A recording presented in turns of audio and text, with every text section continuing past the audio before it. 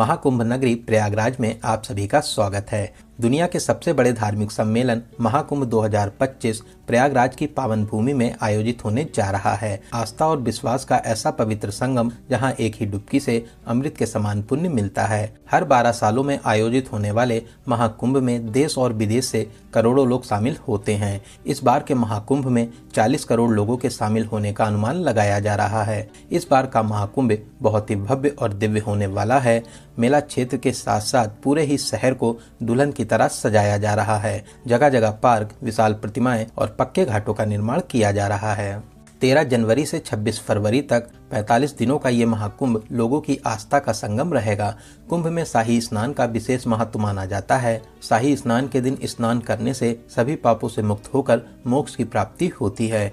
इस पावन भूमि पर मां गंगा, यमुना और अदृश्य सरस्वती का पवित्र संगम होता है, जिसे त्रिवेणी संगम कहते हैं। इस संगम में स्नान करने से सभी मनोकामनाएं पूरी होती हैं। प्रयागराज में हर वर्ष माघ मेला, 6 वर्षों में अर्ध कुंभ और 12 वर्षों में महाकुंभ का आयोजन किया जाता है। तो दोस्तों, आज के इस खास और इन्फॉर्मेटिव वीडियो में मैं आपको महाकुंभ 2025 की संपूर्ण जानकारी देने वाला हूं। अगर आप भी इस महाकुंभ में आने की प्लानिंग बना रहे हैं तो आप एकदम सही वीडियो देख रहे हैं। ये वीडियो आपकी बहुत हेल्प करेगा। इस वीडियो में बात करेंगे आप यहाँ तक कैसे पहुँचेंगे, रुकने के लिए होटल, धर्मशाला या टेंट कहाँ पर लेना चाहिए, स्नान और दर्शन का सही तरीका क्या है, यहाँ पर दर्शन करने के प्रमुख स्थान कौन से हैं, और वीडियो के लास्ट में बात करेंगे संपूर्ण बजट की। तो महाकुंभ दर्शन की A to Z complete information के लिए वीडियो को एक बार पूरा जरूर देखें। दोस्तों, इस बार के महाकुंभ में लोगों की संख्या को देखते हुए शासन और प्रशासन ने विशेष तैयारियां की हैं। मेला क्षेत्र को यूपी का 76वां जिला बनाया गया है, जिसे 25 सेक्टरों में बांटा गया है।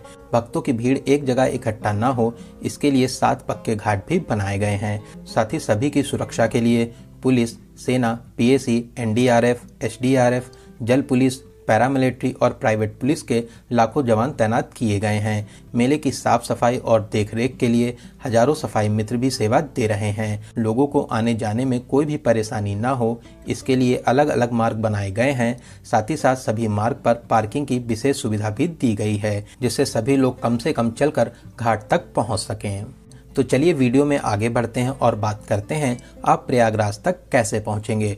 दोस्तों, प्रयागराज में बहुत से रेलवे स्टेशन बने हुए हैं, जैसे Prayagraj junction, Prayagraj Rambagh, Prayag junction, Naini junction, Prayagraj Sangam, Phaphamau, Jhusi, Prayagraj Chheoki, Bamrauli और सूबेदारगंज। आप अपने शहर से यहाँ के किसी भी स्टेशन तक आ सकते हैं। रेलवे ने यहाँ तक आने के लिए लगभग 3000 मेला स्पेशल ट्रेन भी चलाई हैं। साथ ही साथ रेगुलर ट्रेन भी चल रही हैं। वहीं उत्तर प्रदेश के हर जिले से रोजाना बहुत सी बसेस प्रयागराज के लिए लगाई गई हैं। साथ ही 7000 नई शटल बसेस को भी शहर में चलाया जाएगा। बात करें फ्लाइट की, तो प्रयागराज में भी एयरपोर्ट है। इसके अलावा लखनऊ, बनारस, पटना तक आने के बाद भी आप प्रयागराज तक आ सकते हैं।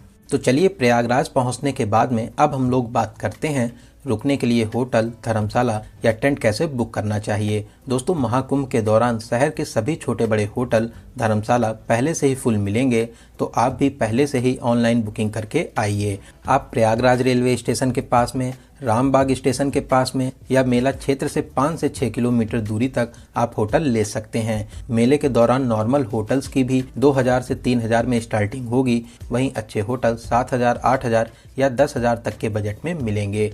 वहीं दोस्तों, कुंभ मेला में डोम सिटी और टेंट सिटी भी बनी हुई है। अगर आप यहाँ के टेंट में बुकिंग करना चाहते हैं तो आप कुंभ मेला की ऑफिशियल वेबसाइट kumbh.gov.in से कर सकते हैं। ऑफिशियल वेबसाइट पर जो 10 वेंडर दिए गए हैं, इन्हीं से ही आप बुक करें, वरना आप फ्रॉड का भी शिकार हो सकते हैं। यहाँ पर आप लग्जरी, डिलक्स, सेमी डिलक्स और VIP टेंट तक बुक कर सकते हैं। इनकी स्टार्टिंग 8000 से हो जाती है।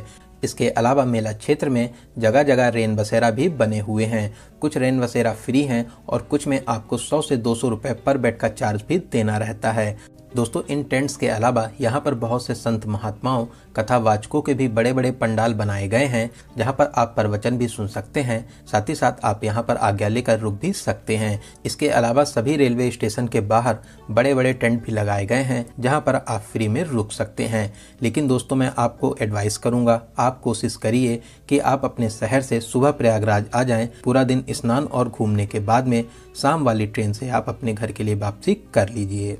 दोस्तों एक बात का आपको विशेष ध्यान देना होगा, शाही स्नान के दिन शहर में सभी प्राइवेट वाहन बंद रहेंगे। आप जिस भी मार्ग से आएंगे वहीं पर आपको पार्किंग मिल जाएगी। साथ ही नज़दीकी घाट पर आपको स्नान करना रहेगा। आप मान के चलिए कि आपको कम से कम 2 से 3 किलोमीटर चलना भी होगा। नॉर्मल डेज में रेलवे स्टेशन या बस स्टैंड से ऑटो या ई रिक्शा में 20 से 30 रुपए का किराया देकर आप न्यू नैनी ब्रिज, बहराना या चुंगी तक आ जाएंगे। फिर आप 1 से 2 किलोमीटर चलकर मुख्य मेला क्षेत्र में आकर बड़े हनुमान मंदिर किले के पास में आकर स्नान कर सकते हैं। तो चलिए दोस्तों, अब हम लोग बात करते हैं यहाँ पर स्नान करने का सही तरीका क्या है।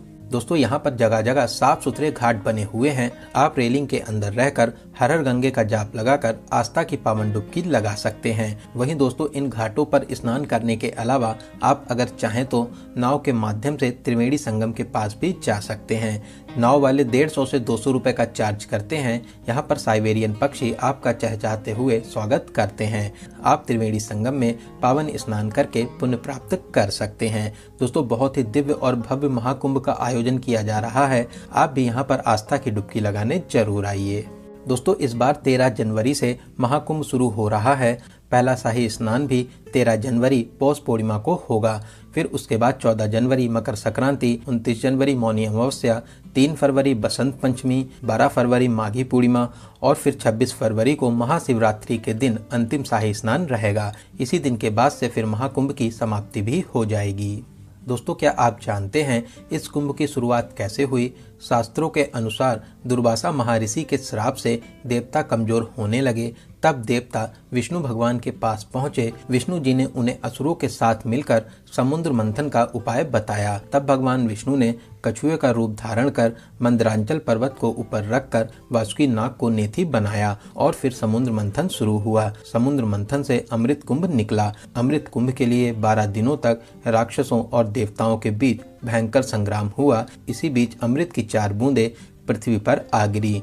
ये बूंदें हरिद्वार, प्रयागराज, उज्जैन और नासिक में आ गिरी। तभी इन जगहों पर कुंभ का आयोजन किया जाता है और 12 सालों में प्रयागराज में महाकुंभ का आयोजन होता है। कुंभ के दौरान इन नदियों का जल अमृत के समान माना जाता है। तो दोस्तों यहाँ पर पावन स्नान करने के बाद में अब हम लोग बात करते हैं प्रयागराज में आप और कहाँ दर्शन कर सकते हैं। दोस्तों यही घाट के पास में ही किला बना हुआ है। किले के अंदर प्राचीन अक्षय वट है। यहाँ पर आप दर्शन जरूर करें। ऐसी मान्यता है वनवास के दौरान राम जी भी यहाँ पर रुके थे। साथ ही साथ किले के अंदर प्राचीन पातालपुरी मंदिर भी है। आप यहाँ पर भी दर्शन आदि कर सकते हैं। दोस्तों यहीं किले के पास में ही बड़े हनुमान जी का प्राचीन मंदिर भी स्थापित है। यहाँ पर हनुमान जी लेटे हुए हैं। मान्यताओं के अनुसार जब हनुमान जी संजीवनी बूटी लेकर आ रहे थे तब भरत जी ने असुर समझकर हनुमान जी पर बाण चलाया था, जिससे हनुमान जी यहीं पर गिरे थे। दोस्तों बहुत ही दिव्य और अलौकिक मंदिर है। यहाँ पर दर्शन करने से सभी मनोकामनाएं पूरी होती हैं। दोस्तों यहाँ से कुछ ही दूरी पर श्री आदि शंकर विमान मंडपम मंदिर भी स्थापित है, जिसे नौलखा मंदिर कहते हैं। द्रविड़ शैली में बना ये बहुत ही प्यारा मंदिर है। यहाँ पर भगवान विष्णु बालाजी के रूप में विराजमान है। साथ ही साथ मंदिर के ऊपर भाग में विशाल शिवलिंग भी स्थापित है। यहाँ पर दर्शन करके आपको बहुत ही अच्छा लगेगा। दोस्तों इन मंदिरों के अलावा सभी प्रमुख स्थान दूर दूर हैं, तो आप यहाँ पर ई रिक्शा या ऑटो बुक कर सकते हैं। ई रिक्शा और ऑटो वाले आपसे 1000 से 1500 रुपए का चार्ज करते हैं। 3 से 4 घंटे में 6 से 7 प्लेसेस को कवर करा देते हैं। तो चलिए सबसे पहले हम लोग चलेंगे मनकामेश्वर, जो न्यू नैनी ब्रिज के पास में स्थित है। दोस्तों यहाँ पर आप शिव जी के बहुत ही अलौकिक रूप के दर्शन प्राप्त कर सकते हैं। बहुत ही अलौकिक और दिव्य स्थान है। सभी भक्त यहाँ पर दर्शन करने जरूर आते हैं। तो चलिए नैनी ब्रिज को पार करते हुए अब हम लोग चलेंगे अरेल घाट के पास में बहुत ही प्यारा शिवालय पार्क बना हुआ है। दोस्तों इस शिवालय पार्क बहुत ही शानदार बना हुआ है। यहाँ पर 4 धाम और 12 ज्योतिर्लिंग मंदिरों को वेस्ट मटेरियल से बनाया गया है। साथ ही साथ यहाँ पर बच्चों के लिए बोटिंग करने का भी ऑप्शन रहता है। नॉर्मल डेज में 50 रुपए और संडे सैटरडे और छुट्टियों के दिन 100 रुपए का टिकट भी लगता है। तो चलिए यहाँ पर घूमने के बाद में अब हम लोग चलेंगे कंपनी गार्डन आजाद पार्क, जो यहाँ से लगभग 8 किलोमीटर दूरी पर स्थित है। दोस्तों ये वही पार्क है जहाँ पर हमारे महान क्रांतिकारी चंद्रशेखर आजाद जी ने अंग्रेजों से लड़ते हुए अपनी पिस्तौल की अंतिम गोली खुद को मार ली थी। अंग्रेज उनको जीवन में कभी भी पकड़ नहीं सके। दोस्तों ये पार्क बच्चों के लिए बेस्ट पिकनिक स्पॉट है। साथ ही साथ यहाँ पर बहुत से झूले भी लगे हुए हैं। तो चलिए यहाँ पर घूमने के बाद में अब हम लोग चलेंगे भरद्वाज पार्क और आश्रम, जो यहाँ से कुछ ही दूरी पर स्थित है। दोस्तों यहाँ पर ऋषि भरद्वाज जी की विशाल प्रतिमा स्थापित है। साथ ही साथ पार्क को भी बहुत ही प्यारा बनाया गया है। फोटो शूट के लिए ये बेस्ट प्लेस रहता है। तो यहाँ पर आप अपनी यादों के लिए प्यारी प्यारी फोटो शूट भी करा सकते हैं। वहीं यहाँ से कुछ ही दूरी पर आनंद भवन भी है, आप वहाँ पर भी घूमने जा सकते हैं। तो यहाँ पर घूमने के बाद में अब हम लोग फिर से मेला क्षेत्र के पास आ जाएंगे और अब हम लोग चलेंगे अलोपी माता मंदिर, जो यहाँ से मात्र 200 मीटर दूरी पर ही स्थित है। दोस्तों ये बहुत ही प्राचीन मंदिर है, जो माता सती के 51 शक्तिपीठों में से एक है। यहाँ पर दर्शन करने के विशेष महत्व माने जाते हैं। आप मंदिर में प्रवेश कर माता रानी के अद्भुत रूप के दर्शन कर आशीर्वाद प्राप्त कर सकते हैं। तो यहाँ पर दर्शन करने के बाद में अब हम लोग चलेंगे नाग वासुकी मंदिर, जो यहाँ से लगभग 2 किलोमीटर दूरी पर स्थित है। दोस्तों ये प्रयागराज के प्रमुख मंदिरों में से एक है। यहाँ पर भगवान नाग वासुकी विराजमान है। नाग वासुकी जी ने समुद्र मंथन पर नेति अर्थात रस्सी की भूमिका निभाई थी। तो आप यहाँ पर दर्शन करने जरूर आएं। दोस्तों यहाँ से कुछ ही दूरी पर प्राचीन वेणी माधव मंदिर भी स्थापित है। वेणी माधव जी को मेला क्षेत्र का रक्षक और प्रयागराज का मुख्य देवता माना जाता है। आप अपनी लिस्ट में इस मंदिर को जरूर शामिल करें। तो दोस्तों इन सभी प्रमुख मंदिरों में दर्शन करने के बाद में आप शाम वाली ट्रेन या अगले दिन अपने घर के लिए वापसी भी कर सकते हैं।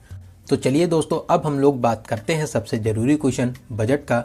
कितने बजट में आप इस पावन यात्रा को पूरा कर लेंगे। दोस्तों अगर आप 2 लोग हैं और आप सेम डे आकर अपने घर के लिए वापसी कर लेते हैं, तो आप मान के चलिए कि 3000 से 4000 प्लस ट्रेन टिकट, इतने बजट में आप इस पावन यात्रा को पूरा कर लेंगे। वहीं अगर आप यहाँ पर एक नाइट का स्टे करते हैं, तो फिर आप मान के चलिए कि 3 से 4000 रुपये प्लस होटल का किराया प्लस ट्रेन टिकट, इतने बजट में आप बहुत ही अच्छे तरीके से इस पावन यात्रा को पूरा कर लेंगे। तो दोस्तों यहाँ पर मैंने आपको महाकुंभ मेले से रिलेटेड हर एक छोटी बड़ी जानकारी को बहुत ही अच्छे और सही से देने की पूरी कोशिश की है। अगर फिर भी आपके कोई क्वेश्चन रह जाते हैं तो आप हमें कमेंट के माध्यम से पूछ सकते हैं। दोस्तों आपको ये वीडियो कैसा लगा और आप इस वीडियो को कहाँ से देख रहे हैं, कमेंट बॉक्स में जरूर बताइएगा। अगर आपको वीडियो की जानकारी हेल्पफुल लगी हो तो अपने एक लाइक से हमें मोटिवेट